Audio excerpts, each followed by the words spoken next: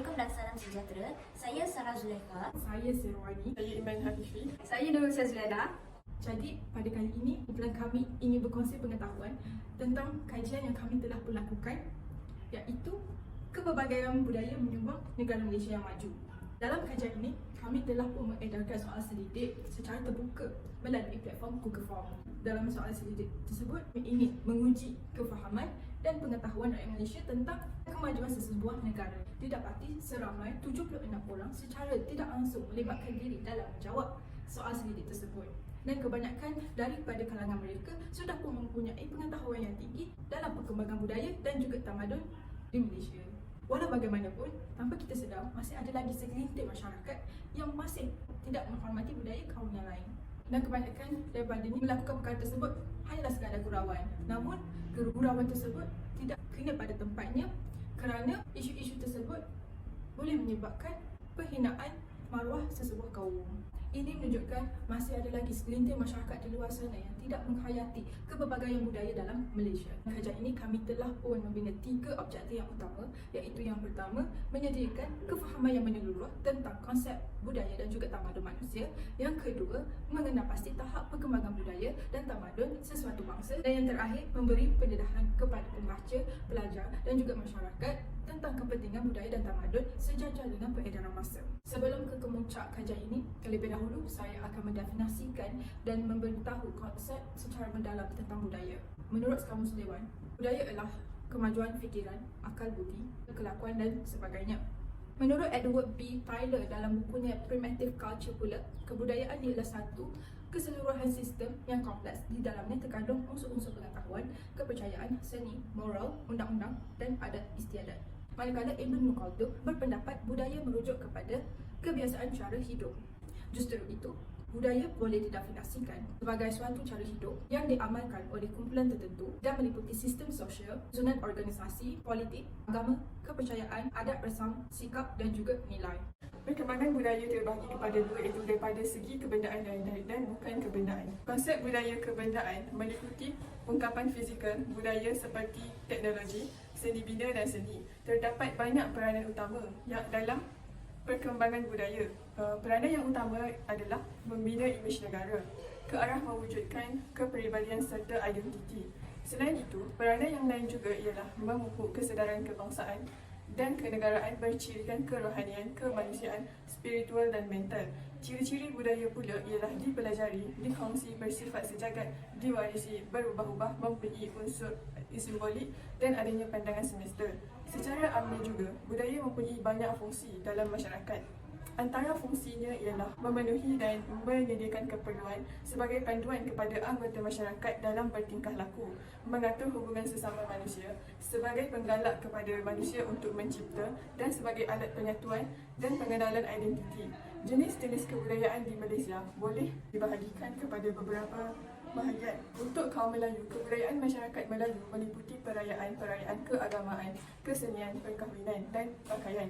Bagi kaum Cina pula, antara amalan yang boleh dilihat sebagai kebudayaan dan adat resam mereka ialah penggunaan kalender orang Cina, keinginan untuk mendapatkan anak lelaki pertama, pelajaran dan kepercayaan pengebumian. Untuk kaum India, kebudayaan dan adat mereka dibawa dari tanah asal-usul mereka, seperti perayaan, pakaian dan makanan. Kita juga dapat menyaksikan bahawa terdapat banyak impak ke atas pembinaan negara bangsa, antaranya ialah wujud kepelbagaian masyarakat yang unik, keterbukaan atau toleransi antara kaum, wujud beberapa aspek persamaan budaya dan wujud juga persefahaman antara kaum. Menurut Ruslan Zainuddin, dalam kajiannya pada tahun 2005, budaya bukan kebendaan merangkumi kepercayaan, adat istiadat, sistem kekeluargaan, moral, akhlak, prinsip serta undang-undang sesebuah masyarakat. Budaya kebendaan ini juga boleh difahami sebagai sesuatu yang bukan benda yang hanya dilihat, diperhatikan, dihayati dan dirasa sahaja. Dalam konteks pengembangan budaya ini, ianya suatu proses untuk meningkatkan dan mempertahankan kebiasaan yang ada dalam masyarakat yang memberi gambaran bagaimana budaya sesebuah masyarakat itu berubah daripada masa ke masa. Contoh perkembangan budaya bukan kebendaan dalam masyarakat kita ialah perubahan yang berlaku dalam adat istiadat perkahwinan yang bertujuan mengikut kesesuaian perubahan sosial.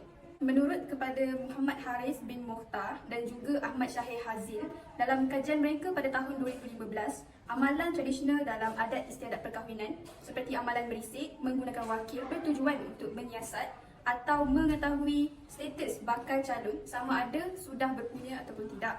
Namun sejajar dengan perubahan zaman, budaya ini berkembang di mana ianya membolehkan perjumpaan lelaki dan perempuan seawal tingkat pengajian lagi tanpa menggunakan orang tengah bagi membolehkan kedua-dua pihak membuat keputusan yang terbaik sebelum ke alam perkahwinan.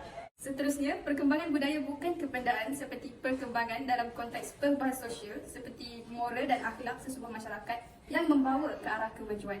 Dalam kajian Fahri Abdillah pada tahun 2018, menurut Max Weber iaitu seorang ahli sosiologi, perubahan sosial budaya adalah situasi yang terjadi di dalam masyarakat yang diakibatkan oleh ketidaksamaan dengan unsur-unsur yang sudah ada. Sebagai contoh, masyarakat zaman sekarang lebih bersifat mengamalkan budaya ilmu yang tinggi dan pencapaian ilmu itu dizahirkan dalam bentuk praktikal. Masyarakat cenderung untuk menyelesaikan sesuatu masalah dalam kalangan mereka dengan pelbagai inisiatif seperti melakukan perbincangan, forum perdana ataupun perdebatan. Hal ini terbukti bahawa masyarakat memanfaatkan ilmu yang mereka miliki demi kesejahteraan mereka sendiri. Itu sahaja maklumat berkaitan perkembangan kebudayaan bukan kebendaan. Seterusnya, saya akan membentangkan berkenaan perkembangan tamadun. Terdapat beberapa faktor yang menyebabkan berkembangnya sebuah tamadun, kerajaan dan negara. Antara 3 faktor penting yang menyebabkan berkembangnya sebuah tamadun, kerajaan dan negara ialah pemerintahan, ilmu pengetahuan dan ekonomi. Faktor pertama adalah pemerintahan. Pada zaman Kesultanan Melayu Melaka, kawasan pemerintahannya amatlah luas. Ia meliputi semenanjung Malaysia pada zaman kini dan separuh daripada Kepulauan Sumatera. Ini boleh dikaitkan dengan sistem pentadbirannya yang sistematik dan teratur. Sistem pentadbiran Kesultanan Melayu Melaka adalah sistem 4 lipatan yang melibatkan sultan dan para pembesar. Pemerintahan Kesultanan Melayu Melaka amat menitik beratkan nilai taat setia. Nilai taat setia ini diutamakan dalam perhubungan antara pemerintah iaitu sultan dan para pembesar, serta hubungan antara golongan yang memerintah dan golongan yang diperintah. Selain itu, para pemerintah haruslah mempunyai sikap seorang pemimpin seperti seorang yang bertanggungjawab, berdisiplin, bekerjasama, bijaksana dan sebagainya. Negara Malaysia pada masa kini juga menggunakan sistem raja berperlembaga yang mengekalkan kuasa sultan sebagai kuasa tertinggi. Malah, Malaysia juga menggunakan sistem demokrasi iaitu rakyat Malaysia yang berumur 21 tahun ke atas layak untuk mengambil bahagian dalam pilihan raya umum, dan negara Malaysia juga menitik beratkan nilai taat setia seperti dalam hukum negara, kesetiaan kepada raja dan negara. Rakyat Malaysia memilih pemimpin mengikut dan nilai murni yang terdapat pada seorang pemimpin seperti seorang yang bijaksana, seorang yang bekerjasama, seorang yang bertanggungjawab, seorang yang amanah dan sebagainya. Faktor kedua ialah ekonomi. Ekonomi Kesultanan Melayu Melaka dibina oleh perdagangan. Pada zaman Kesultanan Melayu Melaka, para pembesar dan pemerintah amat menyokong perdagangan. Malah ada segelintir golongan pemerintah yang turut berdagang. Terdapat juga kerajaan yang masyhur disebabkan perdagangan seperti Kerajaan Kedah Tua dan Kerajaan Riau. Selain itu, perdagangan juga menghasilkan perkataan baru iaitu orang Kiwi, orang kebanyakan yang menjadi kaya hasil daripada dagangannya, dan jawatan baru iaitu Syah Bandar, orang yang mengawasi pelabuhan dan bandar-bandar yang terlibat dalam perdagangan. Ekonomi Kesultanan Melayu Melaka dijana daripada hasil cukai pelabuhan, hasil cukai perdagangan, hasil cukai sewa gudang dan sebagainya.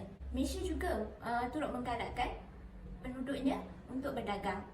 Malah Perdana Menteri mencabar para penduduk Malaysia untuk menyambut cabarannya untuk menjadi seorang peniaga yang terkenal sehingga peringkat antarabangsa. Kerajaan Malaysia turut menyediakan inisiatif seperti duit bantuan, latihan belia perniagaan, infrastruktur seperti kedai dan sebagainya untuk menggalakkan rakyat Malaysia untuk berdagang.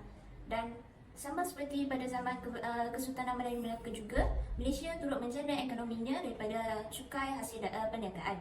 Perniagaan juga dapat menaikkan nama Malaysia ke pesada dunia. Faktor ketiga iaitu ilmu pengetahuan. Ilmu pengetahuan membantu dalam berkembangnya dan majunya sebuah tamadun, kerajaan dan negara. Seperti pada zaman Kesultanan Melayu Melaka, ilmu pengetahuan disebarkan melalui Tok Guru. para ilmuwan yang mengajar di madrasah, pondok dan sebagainya. Pada kemuncak kegemilangan Kesultanan Melayu Melaka juga, istana memainkan peranan yang penting sebagai pusat penyebaran ilmu. Istana menjadi tempat pengumpulnya para ilmuwan, tempat penyimpanan buku, manuskrip lama serta tempat penyimpanan teks yang bahasa asing yang diterjemahkan kepada bahasa Melayu. Ini menunjukkan ilmu menjadi lambang sebuah kemajuan sesebuah kerajaan. Padahal Malaysia juga menggalakkan penduduknya untuk menuntut ilmu sejak kecil lagi. Ini boleh dilihat daripada dasar pendidikan kebangsaan yang mencorakkan sistem pendidikan yang lebih teratur dan sistematik berdasarkan Penyata Abdul Razak dan laporan Abdul Rahman Talib. Malaysia membina pelbagai jenis sekolah disebabkan kepelbagaian kaum seperti sekolah agama, sekolah kebangsaan, sekolah Cina, sekolah India dan sebagainya. Pada zaman kini, ilmu senang untuk dicari kerana terdapatnya teknologi yang memudahkan kita untuk mencari ilmu di hujung jari sahaja seperti laptop, telefon pintar dan sebagainya. Individu yang menuntut ilmu sejak kecil lagi akan menjadi individu yang berjaya, maka individu tersebut akan berbakti kepada negara. Berdasarkan perbincangan dan hujah-hujah sebentar tadi, dapat disebutkan bahawa Malaysia mempunyai pelbagai kaum yang terdiri daripada kepelbagaian budaya, tamadun dan juga ciri-ciri keistimewaan yang tersendiri. Dan keunikan setiap budaya ini sememangnya boleh membentuk entiti Malaysia yang harmonis, maju dan stabil dari aspek politik, ekonomi dan juga sosial. Walaupun Malaysia sememangnya sudah menunjukkan keadaan yang stabil dan masih terkawal, yang mana segala pergaduhan atau salah faham ataupun sekitan sesama mereka masih lagi mampu dibendung dengan menggunakan ataupun mempraktikkan nilai-nilai kemanusiaan seperti tolerasi, tidak bersikap diskriminasi dan juga stereotip. Namun, isu ini tidak boleh dipandang remeh dan sesuka hati kerana ianya akan menjadi lebih parah sekiranya berlaku persefahaman antara sesama kaum tidak dapat dicapai. Sekian sahaja daripada kami. Terima kasih.